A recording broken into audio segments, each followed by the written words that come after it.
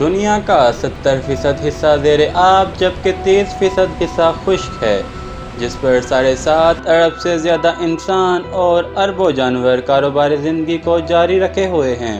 دنیا کے مختلف حصوں پر قابض ساز سمندروں کے بارے میں بات کی جائے تو مختلف تاریخ دان اس بارے میں رائے دیتے ہوئے بتاتے ہیں کہ ماضی میں کبھی ایسا بھی ہوا ہوگا کہ اس پانی نے اپنی جگہ بدلی ہوگی، اور یہ بھی کہتے ہیں کہ خشک حصہ کبھی زیر آب رہا ہوگا اور زیر آب حصہ کبھی اس پانی کو ترسا ہوگا۔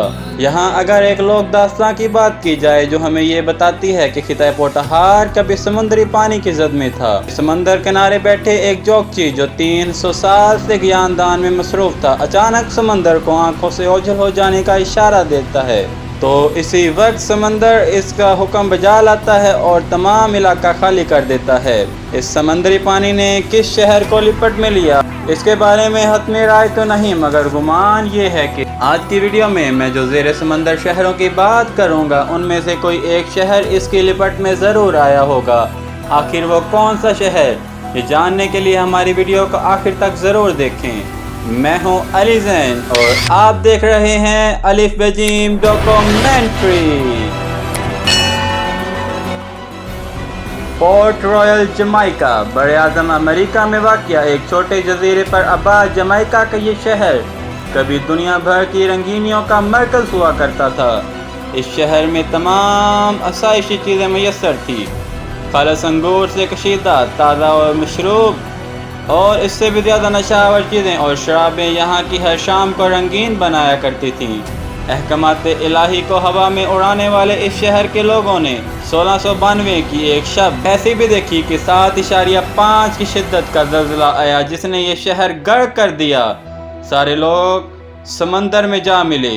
اس شہر کی باقیات آج بھی زیر سمندر موجود ہیں، جس پر تحقیق کے بعد محققین اس نتیجے پر پہنچے کہ شہر کی تمام عمارتوں کی بنیادیں انتہائی کمزور تھی جو زلزلے کی شدت سہن نہ کر پائی، اور دیکھتے ہی دیکھتے 2000 لوگ لقمہ اجل بن گئے۔ آج بھی ہزاروں کی تعداد میں تیرنے کے شوقین اس شہر کو دیکھنے کے لیے سمندر کی تہ میں جاتے ہیں۔ دا پیرامائڈز آف یوناگونی جیما جاپان کے سمندر میں 250 فٹ کی گہرائی میں موجود یہ اہرام آج بھی محققین کو دعوت فکر دے رہا ہے۔ تاحال کوئی ادارہ یا تنظیم یہ وثوق سے تو نہیں کہہ پا رہا کہ یہ اہرام قدرت نے بنائے ہیں یا انسان نے اپنے ہاتھوں سے انہیں تراش کر بنایا ہے۔ تاہم ماہرین کا ایک گروہ یہ کہتا ہے کہ یہ خوبصورتی سے تراشے گئے پتھر سے بنے اہرام انسان نے ہی تراشے ہیں، جو 10,000 سال پہلے بنائے گئے تھے جب دنیا بھر میں برف کا راج تھا۔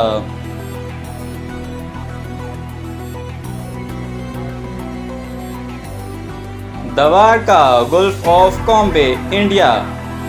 ہندوؤں کے مطابق راجا رام چندر یعنی کرشنا بھگوان کا آبائی شہر دوارکا 70,000 عمارتوں پر مشتمل تھا جو کہ سونے، ہیروں اور قیمتی دھاتوں سے مزین تھا۔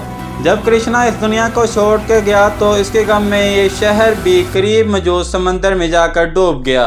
آرکیالوجی کے ماہرین کے مطابق اس وقت ایک سمندری طوفان آیا تھا جس نے بہت سے علاقوں کو اپنی لمٹ میں لیا تھا، اور ان میں سے یہ ایک علاقہ یہ بھی تھا۔ دا لائن سٹی آف کوئنڈور لیک چائنا۔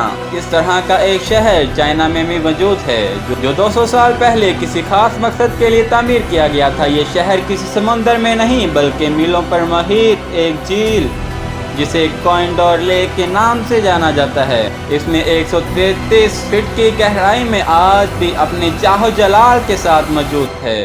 یہ شہر تقریباً 62 فٹ بال گراؤنڈ کے برابر رقبے پر محیط ہے۔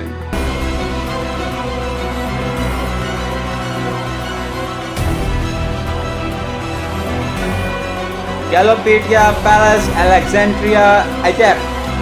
خوبصورت حسینہ کیلوپیٹریا کے نام سے منسوب یہ محل بھی مصر میں زیر آب موجود ہے۔ ماہرین کا کہنا ہے کہ 1500 سال پہلے ایک خوفناک سمندری زلزلے نے اس محل کو سمندر کا حصہ بنا دیا۔ محققین اب تک فن تعمیر کا شاہکار 140 نامور نمونے یہاں سے دریافت کر چکے ہیں جن سے آج کی جدید دنیا ناواقف ہے۔ ماہرین کے مطابق اس محل میں کلیوپیٹرا کی قبر بھی موجود ہے۔ دنیا امید کر رہی ہے کہ جلد ہی اسے لوگوں کے لیے بھی کھول دیا جائے گا۔ تو دوستو، امید کرتا ہوں کہ آپ سب کو میری ویڈیو بہت دلچسپ لگی ہوگی۔ اب تک کے لیے اتنا ہی، جلد ملتے ہیں ایک نئے ویڈیو کے ساتھ انشاءاللہ۔ اللہ حافظ۔